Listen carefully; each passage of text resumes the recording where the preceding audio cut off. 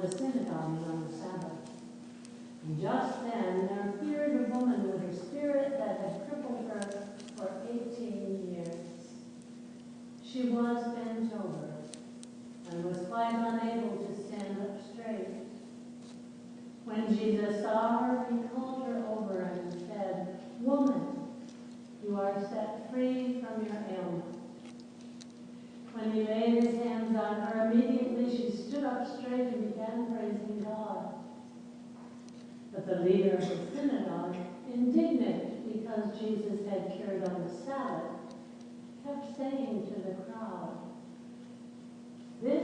"There are 6 days on which work ought to be done. Come on those days and be cured, and not on the Sabbath day."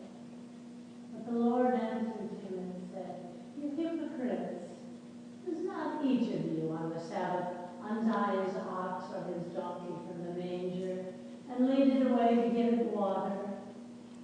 And ought not this woman, a daughter of Abraham, whom Satan bound for 18 long years, be set free from this bondage on the Sabbath day?" When he said this, all his opponents were put to shame. And the entire crowd was rejoicing at all the wonderful things that he was doing. The Gospel of the Lord. Praise to you, Lord Christ. You've seen her, maybe not so often these days when there are more effective medical solutions for disease, when better nutrition prevents certain conditions from developing in the first place. But I'm sure you've seen her bent over so far that she sees only what lies in a small circle around her feet. That raising up her head to look into the face of someone else is a painful struggle. Like the woman in our gospel today, bound by this terrible affliction, forced to live a limited life. Limited physically, of course, but likely in other ways too, economically and socially. Not only from her difficulty getting around, but possibly being shunned and pushed to the margins of her community. That day in the synagogue, though, Jesus saw her. In the midst of his teaching, he saw her and stopped and reached out to her in an act of love and compassion. There, in the midst of the worshiping community, he laid his hands on her and set her free from 18 years of bondage to pain and disability. She did not ask for healing. We don't even know if she was even aware that Jesus would be in the synagogue that day, or if she knew of his reputation for healing. Maybe she came each Sabbath just to worship. This particular day, she was seen and set free. We might expect that there would have been rejoicing and celebration right away. But no, the religious leaders stepped in to complain, to charge Jesus with doing work on the Sabbath, to tell the woman that she could be healed on any other of the 6 days, but not on the Sabbath. The scriptures say so. It is a commandment. It's only when Jesus reminded him that even the animals, the beasts of burden, are watered and fed on the Sabbath, pulled out of ditches when they fall in. It's only then that the people rejoice. Should not a daughter of Abraham, one of God's own children, be treated as well as the animals?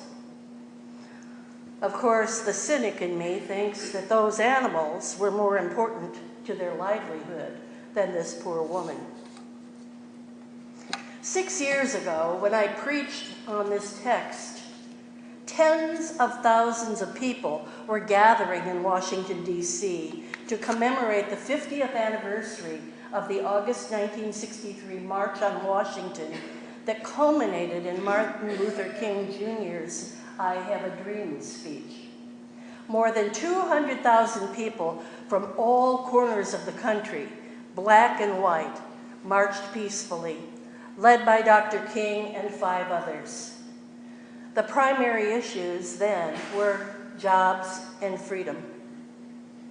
That 50th anniversary came at a time when tensions were very high, when progress in equality was acknowledged, but many lamented the king's dream had not been fulfilled. In fact, there seemed to be some backward steps in the hard-won voting rights, in economic justice, in the blatant racial inequalities reflected in prison populations, as well as the widening gap between the rich and the poor. On that next Wednesday at 2 o'clock after the commemoration, we joined with others across the nation to ring our bells, to honor King's dream, and to renew the hope of its completion.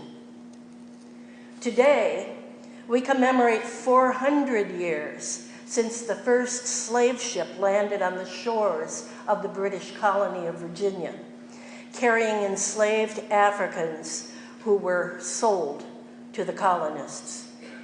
As last week's New York Times Magazine special edition says, America was not yet America, but this was the moment it began. No aspect of the country that would be formed here has been untouched by the 250 years of slavery that followed. It's a reminder for us today that the dream has still not been fulfilled. There are still many ways that people in our time are bent double, pushed to their knees by poverty, oppression, and yes, racism. Much of that reflecting the residual effects of slavery. And we have been asked by our presiding bishop to join in this commemoration by ringing our bells here at Grace this afternoon at 2 p.m. It is not just an empty ritual, as all Episcopal churches have also been encouraged to enter into serious discussions and actions around racial reconciliation. Jesus and his critics in the temple that day had a fundamental difference of perspective.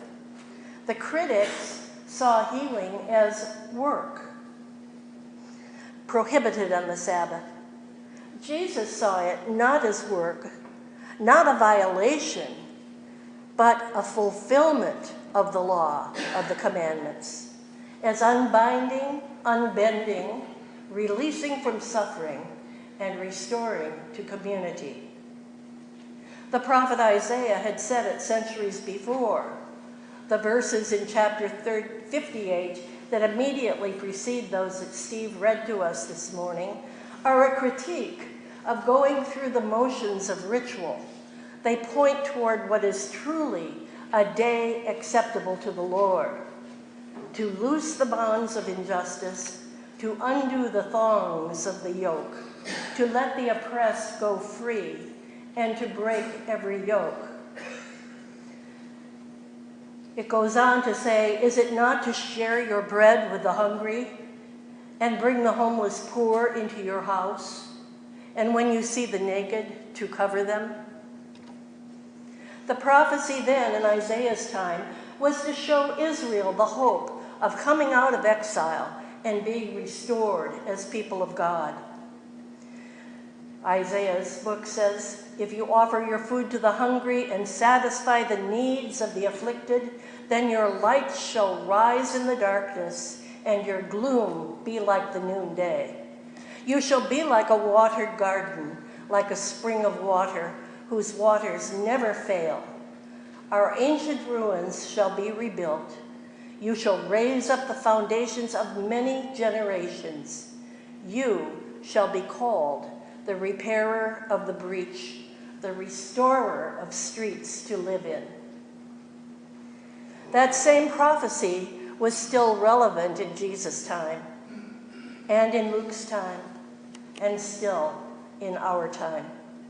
There are still chains of bondage to break, healing needed to restore those who are bent by the weight of despair to humanity, to dignity, and to the beloved community.